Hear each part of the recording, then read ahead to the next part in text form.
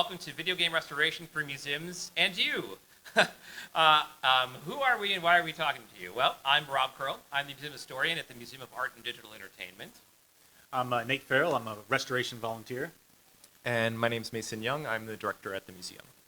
So what we're going to do today is we're going to talk to you guys a little bit about preservation theory and do a little demo for how we at the MAID receive a hardware object into our collection, then what we do to it afterwards to make sure that it works, and talk just a little bit about what the MAID is and what we do. So just sit back, relax, and please ask a lot of questions. We've targeted this to folks who are maybe getting interested in restoration, but maybe don't know where to start. That's what we're here to explain to you how to get started on. So, yeah. So hey, who are we? We're the MAID. We're the Museum of Art and Digital Entertainment.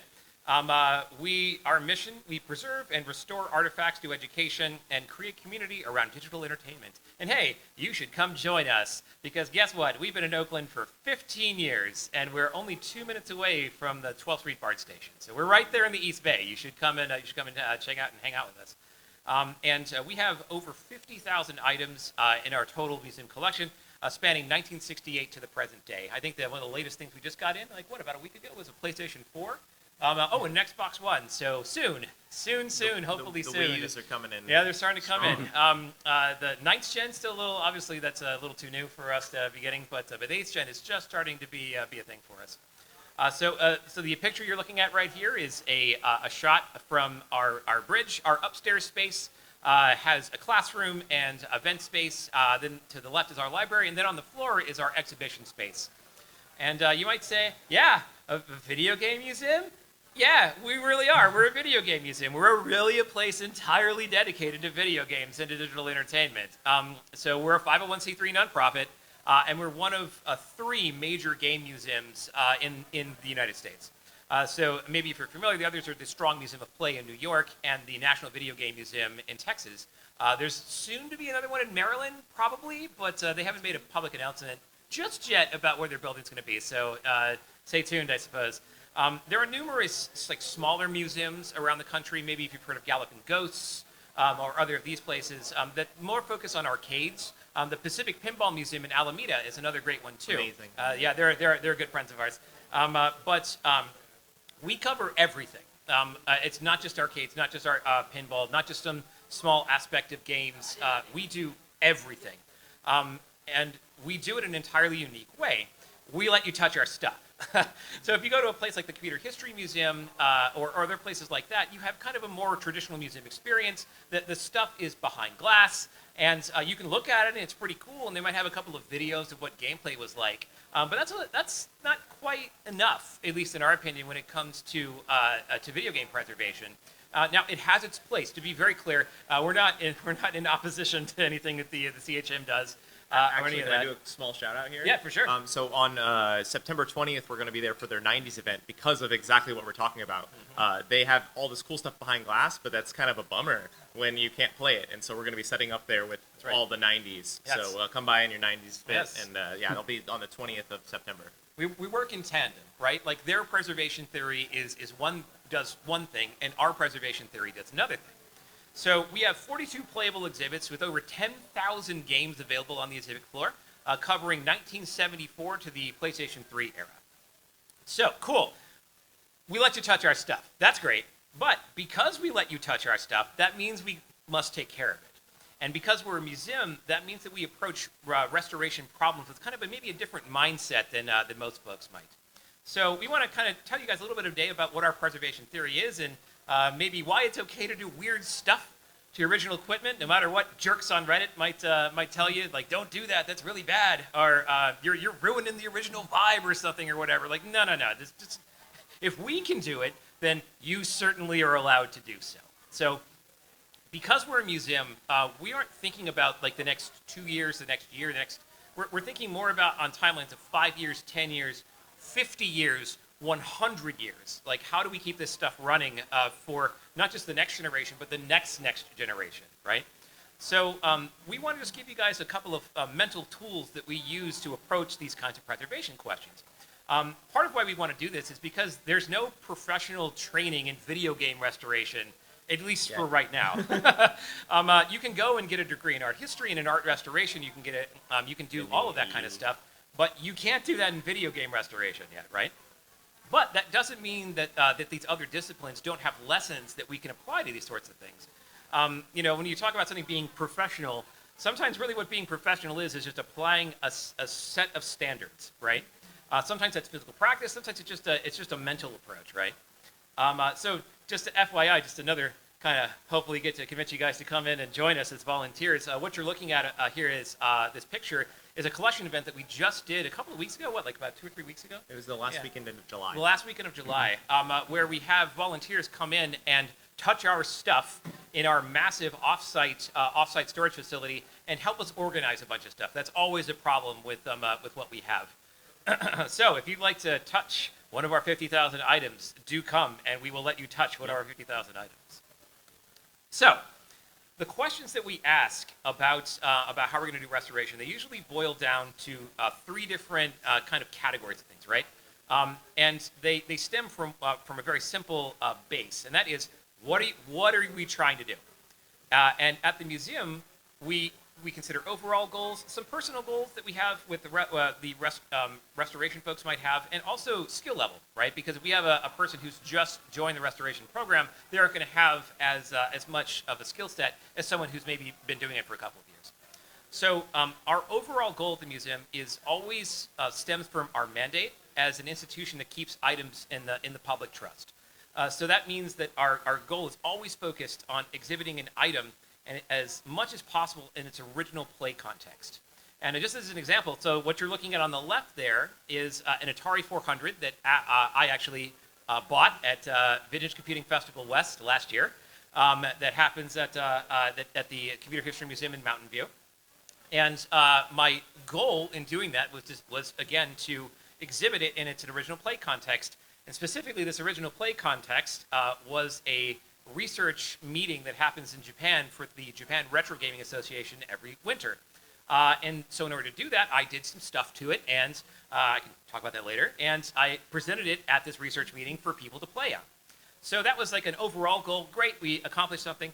But I also had a personal goal with taking this project on, and that was I wanted my nephew and other folks that I know that are a little younger and never experienced Atari 400 to get a chance to play something. So in the center, that's my nephew, and he's getting a chance to play an Atari 400 in its original context, which is really great. So it can be, your personal goal doesn't have to be, as highfalutin or as noble-minded as wanting somebody else to experience something and showing some level of service. It can be simply you want to do something cool or you want to learn a new skill. Totally legitimate thing to have as a personal goal. But the final thing to consider is, of course, your skill level. Does anyone know what's in that picture right there? What's the back of that? Anyone want to take a guess? It is a CRT.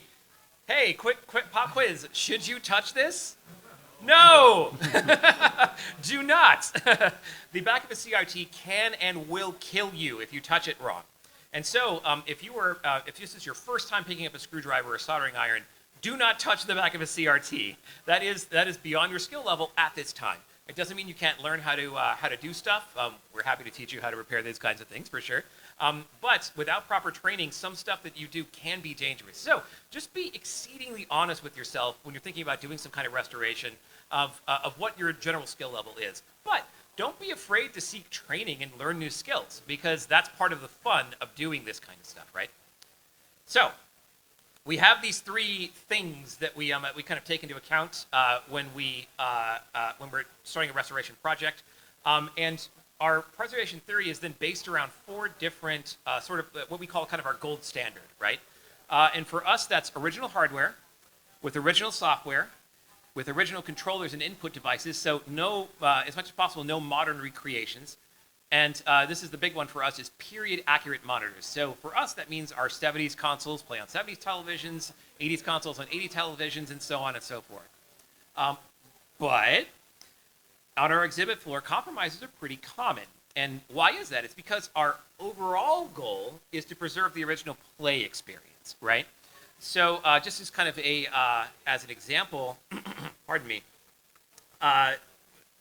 if we have an NES that is acting up, we might take that NES, take the motherboard out of the NES, and then replace all of the electrolytic capacitors, aka recapping an NES motherboard, and we would have no qualms about that. And the reason why is because we have, 25, 30. How many NESs do we have? It's a lot. Like 20 or 25. Yeah, and we know we're always going to have one that's going to be original, right? And so it's okay for us to do that because we have a backlog of stuff that we can keep original, and if anyone really wants to look at and see what a cap from the 80s looked like, we can do that. It's no problem. Let's compare that to, pardon me, an Xbox. Does everyone know maybe what happens with an original Xbox if you don't remove certain components? Everybody know? They die. That's correct. And there's a really interesting historical reason for that that we can talk about later. But the point is that if you do not take out one particular component, your Xbox will cease functioning. It is guaranteed, right? And so even though it's changing an original item in a way that it didn't come from the factory, that's okay. Because in this particular context, if we don't do it, then the artifact will be destroyed, right? So it's a compromise, right? Like we're making a change, but if we don't, then the play experience isn't preserved. It's another example, as you kind of notice here in this. If you're an eagle-eyed person, might notice here in the on our exhibit floor, is that we do run EverDrives and optical drive emulators. And you might think, oh, that's no good. Like, why? Like, why wouldn't you use the original cartridges? The answer is because we get 10,000 visitors a year. And if each of those 10,000 visitors wanted to change the game twice or 3 times, that's 30,000 times that Super NES is going to have a cartridge removed and put back into its cartridge slot. And that is heavy duty, right? I got one. Yeah, So go for it. PlayStation 3, we still swap out right now. We almost have a digital library built. Awesome people working on that. But we have Armored Core, just walking over. We have concrete floors. Disc shattered. Right? What do you do with Armored Core once it shatters? Nothing. You don't play it. And so luckily, it starts with A, and so we'd already made a digital backup of it. And so there's a little save there. Yeah. Now we don't have to get another copy of Armored Core right. yet, but we would hope Yes. to get one. But That's right. So that's another reason why we do digital backups and stuff, right? Because stuff can happen.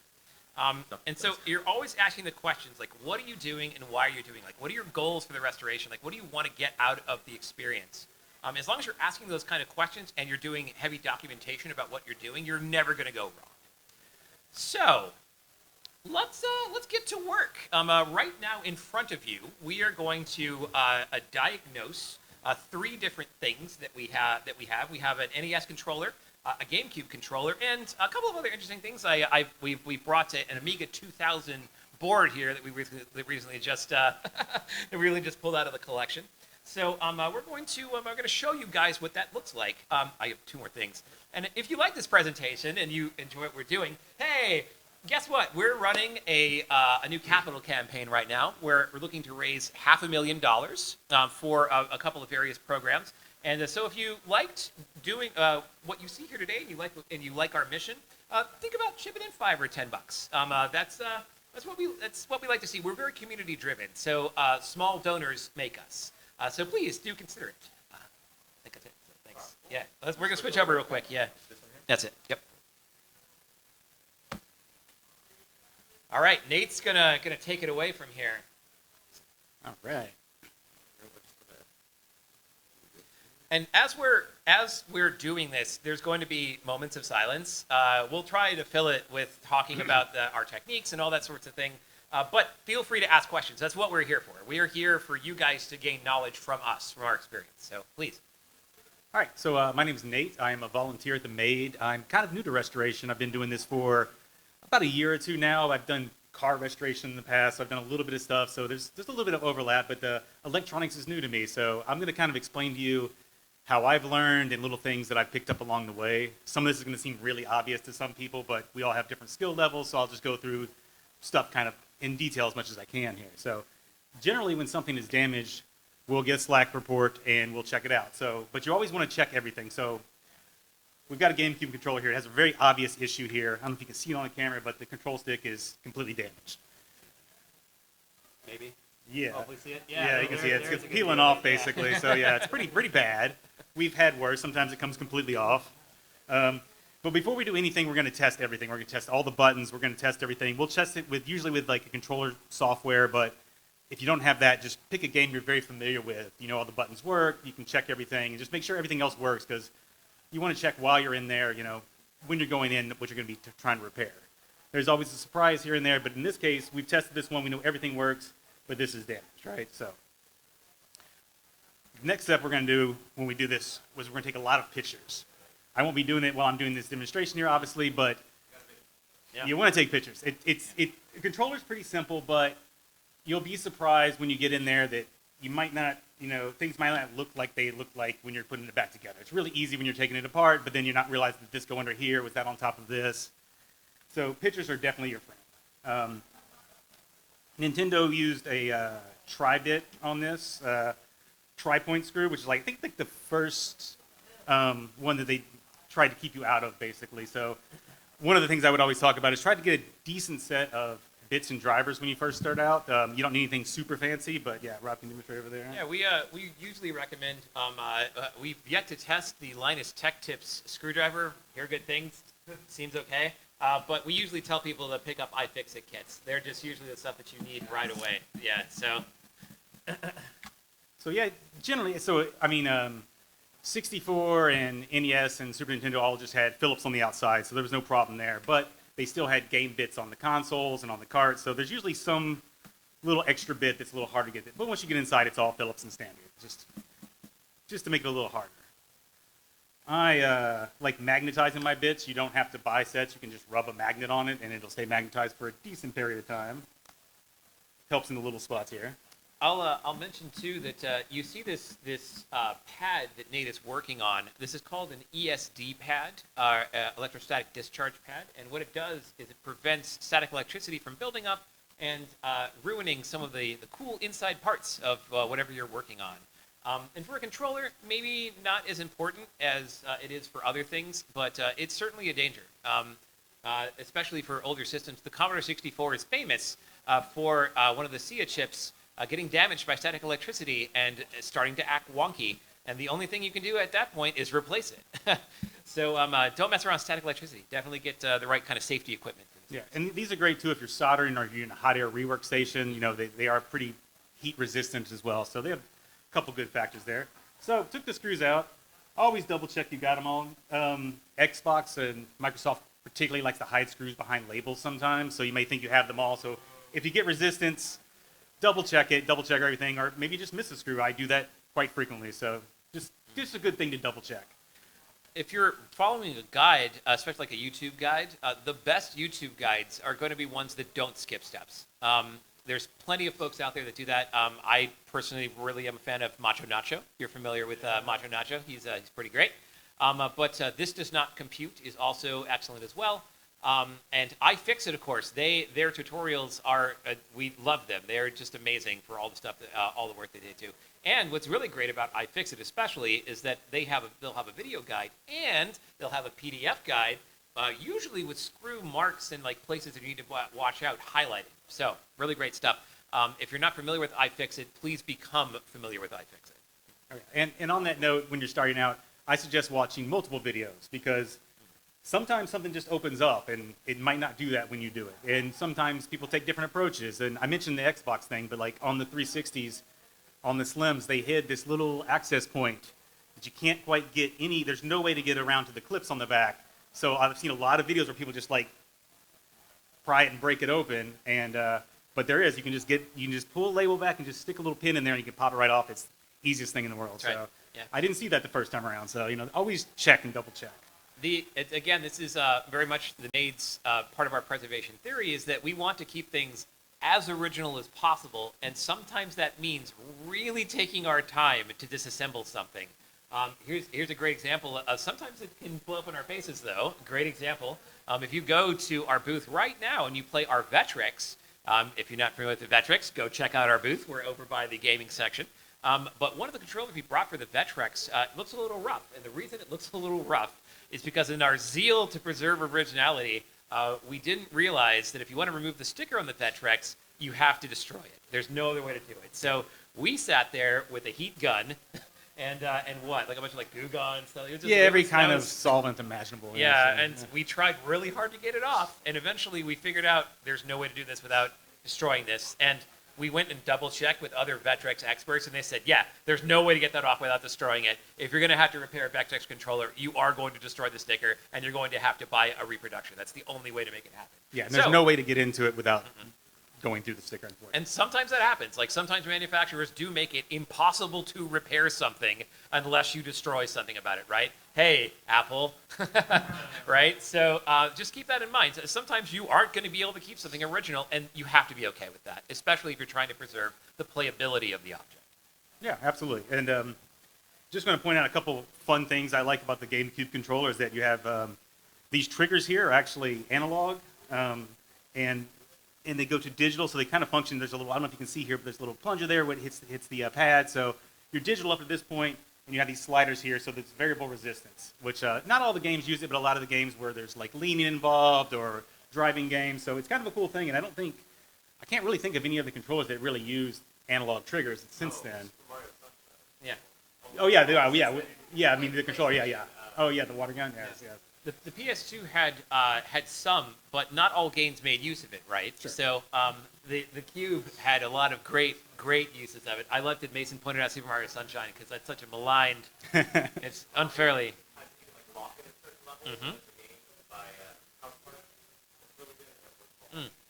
Yeah, controllers nowadays have a lot of them have just these analog switches, and they work great. And of course, there's the buttons that have the digital switches too. What are we up to now? I think it's an average controller has 18 different buttons on it. 20. Thank you. Yeah. So as you go up in era, the number of buttons increases. Absolutely. Yeah. So I'll go ahead and at this point, you're definitely taking pictures because you can see the strain relief here goes around a certain way. The Z button is a bit fiddly. So, and you can, it's just good practice. And if we were doing this at the museum, going to pull this board out, and then we would take basically everything out and clean it. I personally would generally use water with a microfiber or a terry cloth. You can use a soft brush, clean it, let everything dry really well. You can use like low abrasive soap like Dawn or something like that, but I'll just take it and put it in the sink, clean all the pads, clean all the buttons, because it gets really very nasty inside there after years and years. Yes. What you'll notice is that some of the towels that we use, like you heard Nate mention microfibers, you can get these 25 for $10 or whatever at Sure. Home Depot, whatever. They are not special. Something else I'll mention too is that we sometimes use these particular types of paper towels called shop towels. They are blue. They sell them at Home Depot and other home centers, and they're a little tougher than most paper towels, which means that they shed less fiber, right? And that's also something you want to be careful of, especially when you're repairing, doing board level repair. For cleansers, we'd be remiss to not mention our magic stuff. This is Novus. This is entirely endorsed by not only the arcade community, but the museum as well. This is what we use to clean our stuff, 1,000%. And you can get bottles of this stuff very cheaply off of any major retailer like Amazon. Oh, yeah. It's great. Use this stuff. This is the stuff you should use to clean your things. And don't spray the liquid directly onto the thing. Spray it onto a towel and then use it to clean whatever you're trying to do. Doesn't matter if it's a controller. Doesn't matter if it's some other piece of hardware. Do not spray any liquid unless it's designed to be sprayed. Something like, say, this electronics cleaner, which is supposed to be sprayed directly onto a board. But plastic cleaner, no. Do not spray that directly onto something that isn't plastic. Yeah, and I think it's just a general rule. Just start with the least abrasive, least corrosive thing you have. Correct. Yes. Because I've taken, you clean a lot of stuff with alcohol when you're doing this, but it will take off lettering in certain situations. That's right. And, just have to be really careful with that stuff. When Nate mentions lettering, can be really important. Oh yeah, sorry, you had a question. Okay, sorry. Nate mentions lettering. That can sometimes be really important because when a board is manufactured at the factory, sometimes the inspector will make a note on something, right? And and that note could be important for some reason, right? So you want to preserve the fact that there is some kind of note written on the board before you go ahead and erase it. And in some cases, because a board is so dingy or degraded, you have no choice but to erase that label, right? Yeah. But while you might be erasing it, as long as you're doing serious documentation with photo and notes, you're going to be okay. Yeah, for sure, yeah. So I'm just going to pop this off real quick. We're going to do this really quick little fix. So I've never found perfect examples of recreations of these myself, but there's a lot of aftermarket ones out there. They're not as great as the Nintendo one, but they're certainly better than like what we have here. So this is, I think, a suitable aftermarket replacement because there's not a lot of options. Now, if you had a more significant fix, like for example, if it had a lot of drift, there's potentiometers right here. You can pry these back. It's kind of like on a hinge, and you can clean them off. Just make sure you're really paying attention to the orientation of the wiper and everything when you do this. Again, pictures all the time. If you have to replace the whole stick box, like this plastic does break, I've had a few like this. There are aftermarket ones that aren't very good, but another solution is Wii Nunchuck. It's the same basic thing. It fits perfectly. You do have to remove the back here. It's not a big deal. And then desolder, I think it's like 6 or 8. And pop it off, pop it on, and it works great. And then you have like a good original Nintendo quality replacement versus an aftermarket stick box, and that can make a huge difference. But cleaning the pots does sometimes fix drift, but nothing will fix actual broken plastic components in here. If you have something that is busted beyond any ability to fix, your only option is to replace, and that's okay. Do it. We encourage you to because it keeps the object useful, right? It's not e-waste anymore. Yeah. I will mention too that there's new advances in retro tech all the time, and I think sometime this year there's supposed to be a Hall effect replacement for that stick box coming out. I can't remember who's doing it, but I've seen the Kickstarter for it. So I know it's coming soon. Yeah. TM. Right, but so just keep a lookout whenever you're going to do research for replacement parts. Our number one recommendation is don't go with the first thing you see on Amazon or Temu. That is almost guaranteed to be crap, and you will hate it. Do some reading and see what other people are using, and even if they, this is our recommendation anyway. Like even if they say, "Oh no, this Temu one is totally fine," don't trust them. Go buy from a place that usually stocks retro repair equipment. Console 5 is a great example. Sure. Yeah. All right, I'm just going to toss this back together real quick so we can just move along here. Keeping in mind the strain relief, like we talked before, you got to kind of get it underneath there. That's one thing that might keep you from being able to put it back together. Another thing is the rumble motor. Sometimes this gets a little loose, or if you've had to take it off to do a different repair, sometimes it doesn't go back in straight. It won't close up. And the big things are these sliders here. You want to put those in the top position so they line up here. Otherwise, it won't go together. And the least fun part is the Z button, because Nintendo always has something on there that's going to fall out when you try to put it back together, and I'm sure I will demonstrate that here in a second. And that's really it. And then so at this point, you would have cleaned everything and let it dry very thoroughly and wiped it all down to make sure everything works, and then we'll put it back together. In this case, we would close it up, and then we would test it, and hopefully everything's great. Something as simple as this, you shouldn't have an issue, but you never know. It's real easy. Before you really close it up, I usually double check the buttons because it may look perfectly when you put it together, but something will shift when you lift it over or fold it over. So just make sure those all still feel right so you can pop it back open, make sure the pads didn't shift around. I will mention too, once again, Nate mentioned he mentioned cleaning again, and just to repeat, our procedure, and this is the one we recommend for everybody to do, is we always start with the least abrasive thing possible, and that is always water. Soap and water, like that is the number one thing that we start with. And if you're talking with a circuit board, it's isopropyl alcohol, specifically 99% pure isopropyl alcohol. Now, we use 90% isopropyl alcohol because we can get it in a drugstore just down the street. It's really great and convenient. But if we're working on something very important, like say the thing I have in front of me right here, this right here, then we are going to 100% use the 99% pure stuff that you do usually have to special order. Yeah, and I say don't use the 70. Don't use that, yes. Or the 50. That would be terrible. Mostly water, yes. Yes. And other examples of what you might, let's pretend that the ISO or the water didn't work. Okay, metal polish becomes a thing. Plastic polish becomes a thing. And then you eventually get all the way down to things like sandpaper, a grinder wheel. We've used a lot of crazy stuff to fix some things, but we always start with the least abrasive thing and see if it works. And sometimes the least abrasive thing will work just with patience and elbow grease.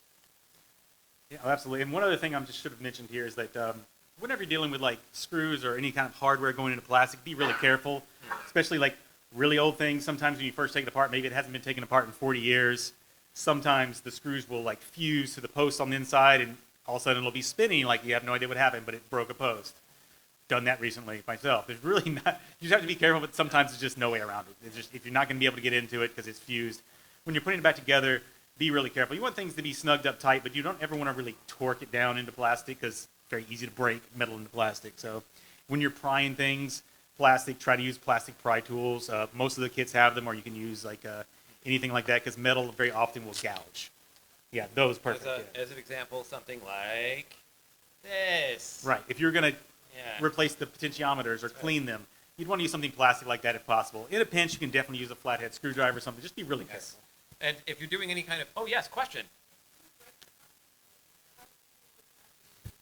That is a super great Yes. question. So it's contextual. I can tell you as an example, like last year we were preparing our exhibit for GDC, and we had an Apple II monitor because we wanted to do Karateka last year. And while we were working on it and getting it ready, I was super dumb, and I was talking to somebody while I was putting a screw back in, and I broke a post that, and it's a major screw because it holds the bezel onto the front of the monitor. Oh no, what do we do, right? Well, really lucky because it's on the inside of the monitor so you can't see it. So in that case, what we did is I mixed up a bunch of two-part epoxy and then slowly applied it over about 5 or 10 minutes. It had to kind of solidify, and I basically coated the entire post in this epoxy, right? Waited 24 hours, tried to put the screw back in, perfect. It was almost like it had never been broken. Of course, if you look at it, it looks terrible because there's a giant blob of epoxy next to this post. So if anyone ever opened up that particular Apple II monitor, they know someone made a mistake. But at the same time, this plastic it's 40 years old, right? Yeah. Like, what are you going to do? Plastic degrades. Like, that's Sure. what it does. 64 controllers are really prone to it. I mean, I've seen so many of them that are just broken when you open it up. So it's like, it's one of those things that happens, but you can also use super glue in certain situations. Just definitely respect the dry time and the cure time. Indeed, like it's always better to be more patient than to rush. Like, and it's the kind of thing where how do we say this? In restoration work and in collections work at the museum, slow is sorry. What do we say? Slow is fast. There it is. Slow, smooth, That's fast. slow is smooth, and smooth is fast. And the reason is because if you go slow, when you make a mistake, it's usually a mistake that you can fix. And if you go fast and you're constantly putting pressure on things, you will make a mistake. You will create a problem, and then in an attempt to quickly solve that problem, you will create another problem, and then you'll have to fix that problem, and it just kind of snowballs from there. So it's always better to go slow because it's smooth, and smooth is fast. Yeah. So. And using that example of the broken post, when you're gluing it, be careful you don't get a lot of glue on the inside. Don't go overboard with it because then you won't be able to get the threads back in. That's right. Basically, so. So, questions? Yes. All right. Would you mind coming up to the microphone? Sorry. Or you can shout really loud. Oh sure. Well, we'll be happy to as soon as we get a chance. I'm about to take apart an NES controller. So yeah. Any other questions? I saw one more hand. Yeah. You're talking about degrading 40-year-old plastic. Do you have a technique for de-yellowing? I'm so glad you asked that question because I'm about to talk about that very briefly. So yes, we do. It's a process called retrobrighting, and it's extremely easy to do if you set it up correctly. So thank you, Nate, for showing off that GameCube thing. It's super sick. And now, thank you. Let me switch out here. Sure. Ooh, I need to get something out of the kit here. There we go. Okay. All right. Now to do something a little easier, actually. So what we have here is a NES controller, and I'm just going to take out my iFixit kit here. And let's select the right bit. Let's see. Probably one about this size. It's probably what we're going to want here.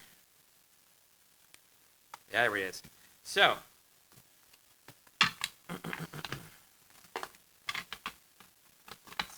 it's all arranged. So, a much simpler controller than the GameCube one, right? Very simple.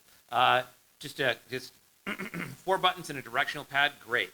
Let's see. We're playing with this one right now. Like, oh wow, this A button just doesn't work. It's stiff. And feels like there's like something almost stuck in there. So let's open it up and investigate, see what's going on. So I will mention too that one tool that I like to use, it's somewhat recent. It's a recent addition to my toolkit.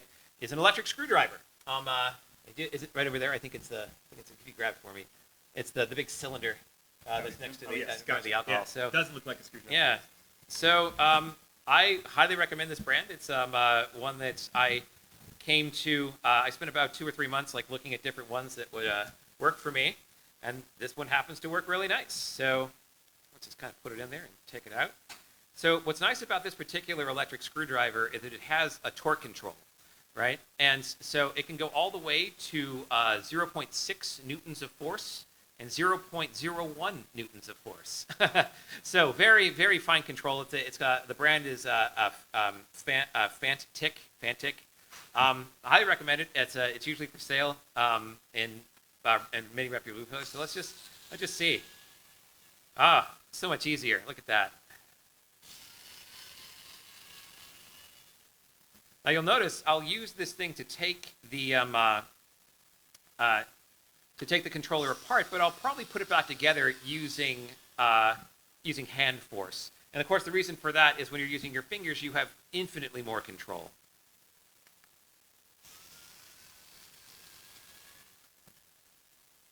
All right, cool. All 6 screws have been removed. Let's pull it apart. Oh, look at that. Okay. Standard kind of looking NES controller. Doesn't look like there's any obvious problems here. I've taken a picture. I will now have taken a picture of what the back of this looks like, so I can remember, like, oh, that's how the strain relief goes. Nate, why don't you grab me the Novus real quick, if you could? Oh, yes. Because now what I'm going to do is I'm going to look at the inside of this, and it looks pretty clean. But why not go ahead and do a quick little screen of it here? So I'm going to take the Novus. I'm going to spray it onto the microfiber cloth in a circular pattern, and then I'm going to rub. And you'll notice I'm not actually going. Oh, sorry. Yeah, thank you. You'll notice I'm not actually going up and down or scrubbing like this. It's better to start with a circular motion to try and lift up dirt very gently. So, cool. One great thing about Novus is that it does help to some degree restore plastic. That's why it's beloved in the arcade community. That's why we like it too. It cannot fix broken plastic. It's not going to. Completely rejuvenate it back to like normal, to normal factory spec, but it does help. So just a nice little quality about it. Cool. All right. Well, there's nothing obvious on the back here. It looks like the chip it's burned. It looks all fine. Oh no, sorry. Question. Yeah, go for it. Oh, that is a great question. So it depends on what kind of smoke it is. If it's the smoke from a blown capacitor, the best way to do it is with isopropyl alcohol. And then once you finish with the isopropyl, hit it with some Novus, and that'll probably get rid of it. If it's smoke from, say, a fire, we have a bunch of different pieces in the museum collection that actually came from a house fire, including several VT100 terminal units that were originally at the Lawrence Berkeley National Laboratory. And that is a little tougher because that's fire smoke, and that could be all kinds of different gross things that could be mixed in there.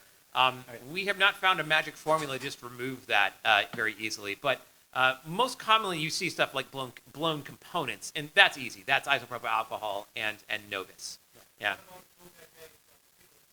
Oh, that's a great question. So that usually you have to choose a degreaser very carefully. So at my house in my own personal collection, I actually have a Super Neo 29 Japanese arcade cabinet, and that Super Neo 29 sat in an Osakan game center for about 30 years. And if you've ever been to Japan and you've been to a game center, those places get pretty smoky. So when I first got it, it was covered in tobacco tar. And the best thing I found to remove all that tobacco tar was a standard like car degreaser. But I would recommend testing very carefully when you're doing that. And if you're trying to remove cigarette tar from like a board, I was going to talk about this when I showed off the Amiga. But my 4-step process would start with, no joke, with water. Specifically deionized water, grade 1 deionized water, mixed with a little bit of soap scrub, scrub, scrub. See if that works. Dawn dish soap to be clear. So scrub, scrub, scrub. See if that gets it up. It should. And then wash that with fresh deionized water. Then wash with 99% ISO twice or 3 times. Let it dry. And then do any other kind of cleaning that you might need to do, like with contact cleaner or that sort of thing, to get the tar out of. Hopefully, it's not actually inside the contacts, but it can be. And that's when contact cleaner or deoxit will go a long way for you. Yeah, and if you're talking about cleaning the outside, like an outside of a console, and you can get all the electronics off, then honestly, getting it in water with soap and scrubbing it does do a lot of good. And microfiber is good, but like terry cloth towels have like fibers that really do pull stuff off, and sometimes you can get a lot done there. If you do use alcohol, be careful. I took the lettering off Nintendo Entertainment System the first time I did it, and it broke my heart. Right off the door, just wiped it off and disappeared. Yeah. So that just be careful, because some stuff alcohol is okay with, that's just definitely not one of them. It's a learning experience, right? And that's how I learned. Yeah, question. I see 2 questions. Go for it. Yeah.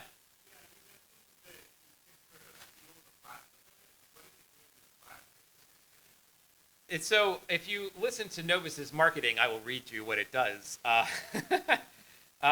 Leaves a lustrous shine that resists fogging, repels dust, illuminates, blah, blah, blah, and rejuvenates plastic oil, which I'm not really sure what the heck that means, but I can tell you that we have seen it work.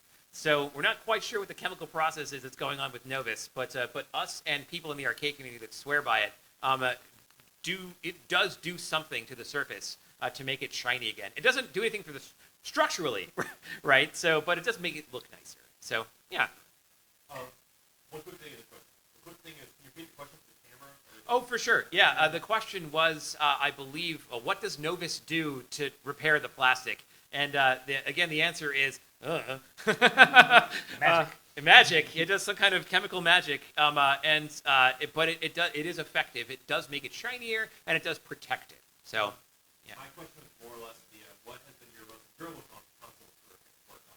Oh, I think it's at least at the museum, that's very much down to individual restorers, right? I think for me personally, so a little bit about me and my background. My background is I'm an academic. I was in Japanese history since 1850, which is how I got into video games. Oh, I have a book coming out next year from Boss Fight on Secret of Evermore, by the way. I should probably mention that. So please get that at some point. But I'm going on a research trip. I leave on Monday to visit a bunch of different archives, hopefully the Square Enix one that's in Shinjuku, which will be really cool. So, as you might imagine, I'm a giant weep. And what that means is that I really love restoring Japanese consoles. I think the most pleasurable one I've worked on was a PC Engine for a friend of mine who's a Twitch partner. Dot Level is their name. They're really great. Go watch them. So they wanted to do a series of streams where they did every single game / ROM available for the PC Engine library. And so, yeah, I know it's quite a lot. And so I restored the console that they use, and that's really nice because I get to see not only have the pleasure of restoring and making something work, and making it work really good, but also now it's helping other people explore this great console library that is usually unknown in America. So, yeah. What about you, Nate? Like, what's your favorite? I don't know. I think I'd probably say a GameCube, because I don't know. I love them. And I think they're kind of easy enough to work on. I think the most complicated thing I ever work on is a 360, which is much more complicated than the GameCube. But I don't know. I just have a special place in my heart, and we've got a lot of them to work on. Yeah, that's right. I will say the most enjoyable fix I've ever done at the museum was for a Dreamcast. There was a Dreamcast on the floor that was just acting super funky, and like no one could figure out what the problem was. And I opened it up, and in 30 seconds, I figured out what the issue was. And the issue was that the Player 3 controller port the solder joint had busted. But it had broken in just such a way where that most of the time it worked, but occasionally if you got really aggressive playing Power Stone, it would disconnect it just enough where it would do something a little weird. And so it was the fix. Literally, no joke, a 3 seconds of application with my pencil, with my soldering iron, and it just remelted the solder and everything. It was fine. Yeah. So, I've done those too. Yeah, it great. Yeah, questions? Yeah. Do you have any suggestions for stuff Oh, yeah, the stuff that it turns into jelly, right? Yeah. So, yeah, that's right. Yeah, Yeah, that's what you have to do. that's sometimes what you have to do. It's no joke to start with, especially if it's really bad. Isopropyl. Like that's the only thing to do. And replacement, replacement with stuff that's maybe of better quality or of OG quality. But even the OG stuff, like if it's been in storage for a while, it has developed that that coating. Plastic degrades. Like that's how it rolls. Yeah. Does anybody know what that coating is made of? What happens when you isopropyl if you get a shiny piece instead of a piece Yeah. of that? So one thing I will say is that sometimes when we do that, when we hit it with Novus, it goes back to being matte. So that's kind of nice, but that's not guaranteed because sometimes it's a different thing for everything, Yeah. right? So yeah, Yeah. I saw one. Oh, sorry. I was just gonna say this is a little unrelated, but they used it in a lot of things. I used to work in car restoration, and Lamborghini and Ferrari used it all the time. So you have these very expensive cars where when you go push a button, it comes off on your finger. And I used to have to completely disassemble them and strip it all the way down to nothing. And then yeah, it's terrible. Mm-hmm. That's Yeah. that's super gross. It's called That's soft touch on the car. Ugh. So, yes, it's, yeah. gross. Well, oh yeah, go for it.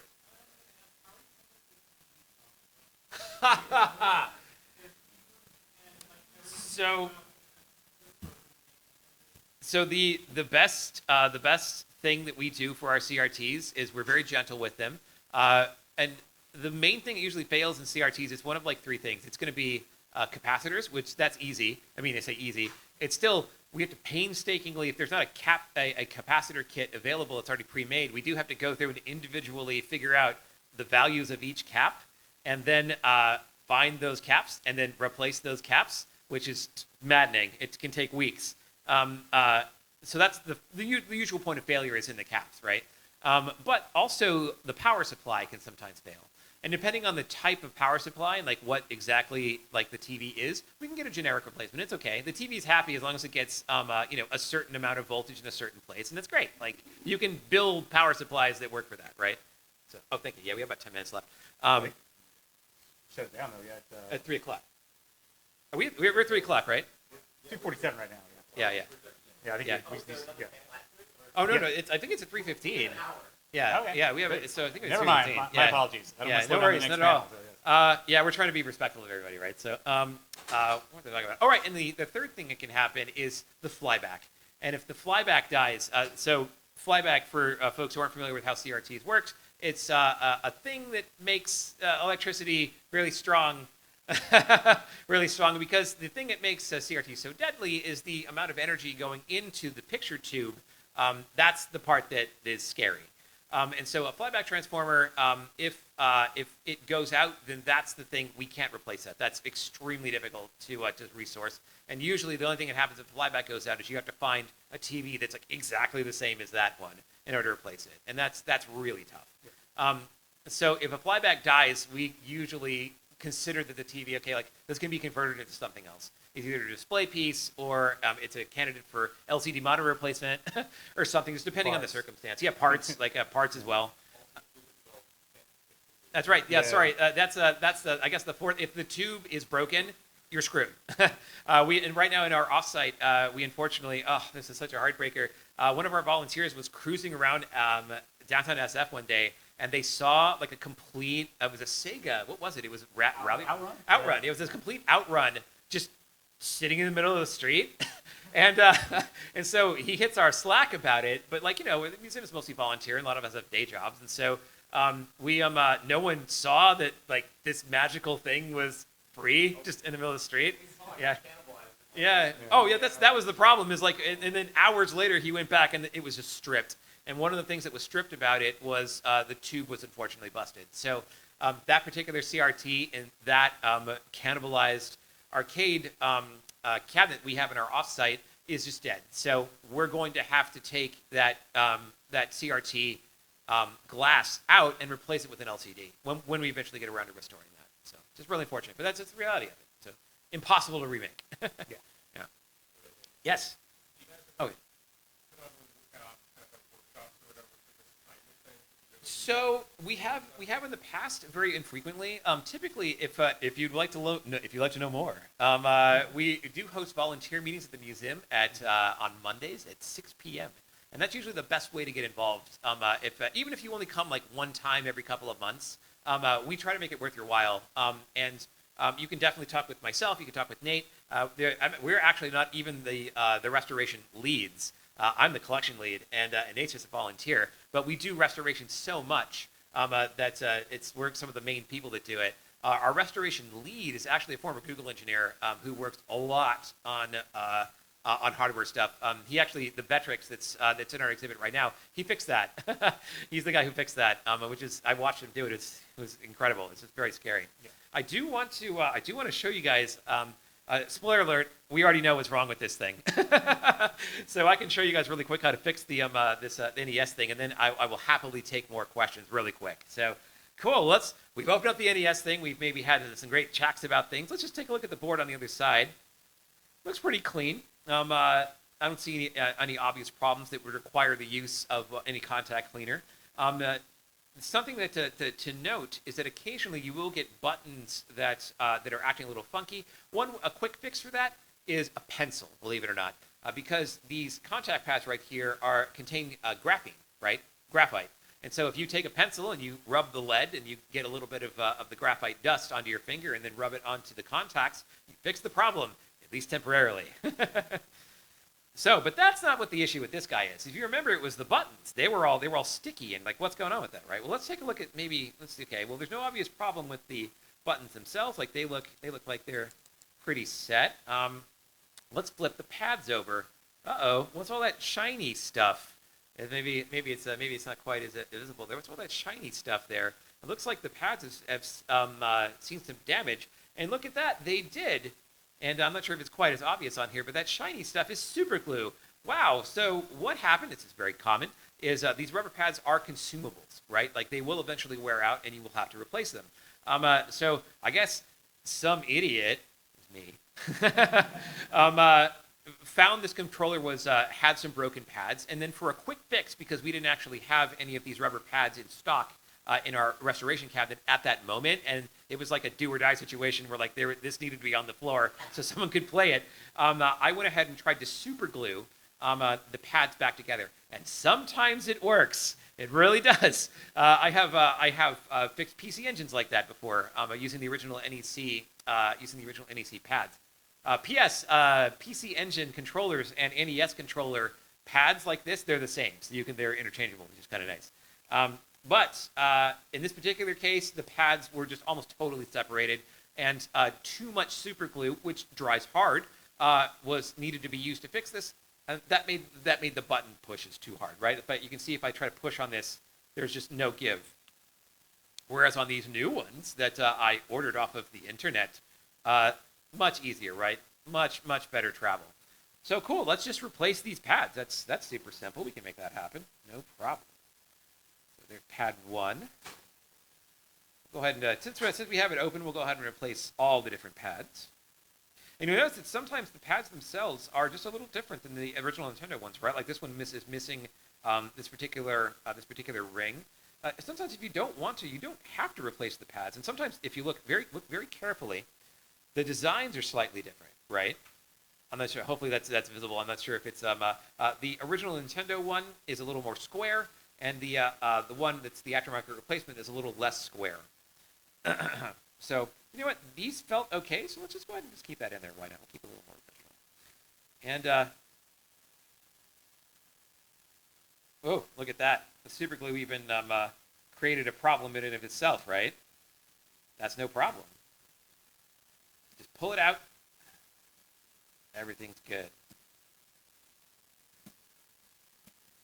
Dang. There. Sometimes you might need a knife to do this, but a knife is again like you don't want to use a knife too much, right? Because a knife could cut something that you don't want it to. So, and there are plastic tools also that have kind of like a harder edge on them, which you can use for like certain things like that. Yes. Cool. Well, let's put the new pads in.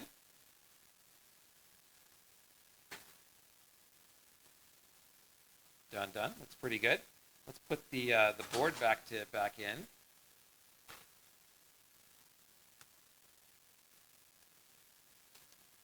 This is the part where pictures are helpful. Yeah, the strain relief sometimes is a little tricky. Yeah, a little tricky. Come on. There we go. And of course, when you do it in front of an audience, that's when everything is all messed up, right? That's the key. There we go. That's probably good enough. Cool. Let's put the back on the controller there. Get it on there. Uh-oh. Come on. Yeah. That's what you're watching is I can feel that certain things aren't being in alignment. So you take it off and you look and see what's busted. Yeah, it's really easy for things to just get a little bit out of alignment when you're moving it over. Mhm. Buttons can pop out a little. Yep. Things can shift off the post. And again, like, these aren't the exact originals, so there's some tolerances that aren't perfect there. So That's right. it's always an issue. Yeah. If you can ever get old new stock replacements for anything, that's usually kind of what you kind of want to do. But those can be very expensive, and they can suffer from the same degradation problems that original parts have because they've been in storage for X number of years. So, cool. That feels a little more normal. Oh yeah, that feels a little more normal. Cool. Let's put that all back together then.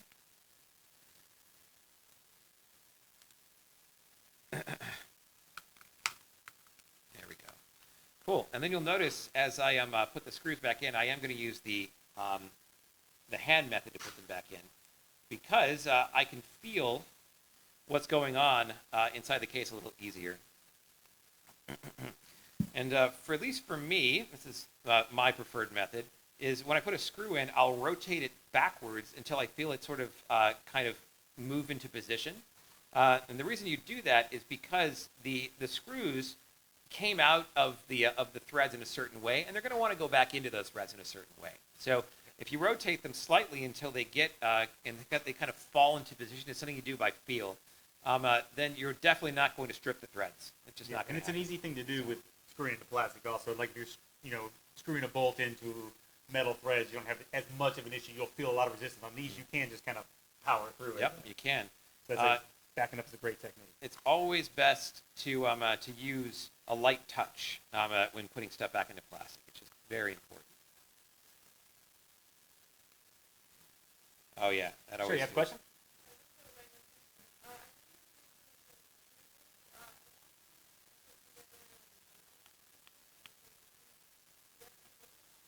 Oh yeah, okay, yeah.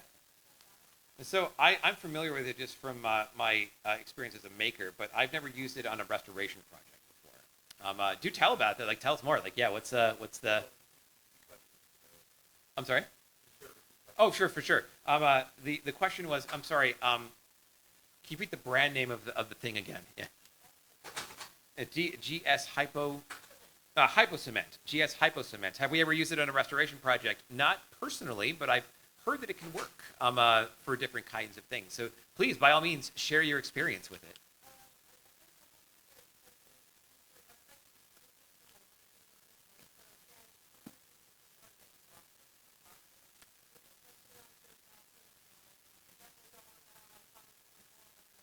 Oh, indeed. Yeah.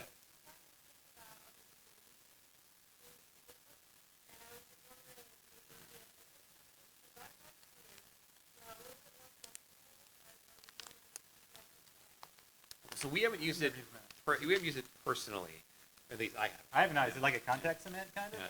Okay. No, I mean, yeah, I mean, I would. I mean, you can give it a shot and see if it's. I don't know if it would be durable enough, but I mean, theoretically, once you get the screw in there, it's not going to be moving around a whole lot. But yeah, I haven't actually tried it. I'll check it out though. Yeah, that's. I always will like too. new adhesives because there's a whole lot you can do with that stuff. Oh, indeed. It's so much better. Well, let's take a look at our controller here. Well, the buttons are way less stiff. This feels like it's ready for a Mega Man 2 speed run, honestly. This could work. Sweet. Cool. Well, that was an easy fix, right? Like, I'll just open it up and change a bunch of parts out, and now it's good as new. That's how easy restoration can be if you're just getting into it. Do not be afraid to open up your stuff and change it around. Like, the whole idea of restoration is you make it work again, right? So if you follow some of the techniques, maybe get into the same kind of mental space that we do, in terms of how we do our work, you guys will never be wrong. It is 100% something that you can try and learn a lot of cool stuff from. So, absolutely. yeah. It is 3 o'clock, so we do want to go ahead and get finished pretty quickly because we want to let the next panel in. But feel free as we're cleaning up to ask questions, and we're going to be outside. We can be outside to talk a little bit afterwards as well. So thank you so much for coming, and do come by our booth. I have an announcement from one of our board members. Chris Berkey is sitting outside of our booth right now. Go find her. And if you want a free vintage Pokemon card, come visit the Maid's booth. That's a little incentive for you there. So thanks very much, guys. Thanks a lot. Thank you.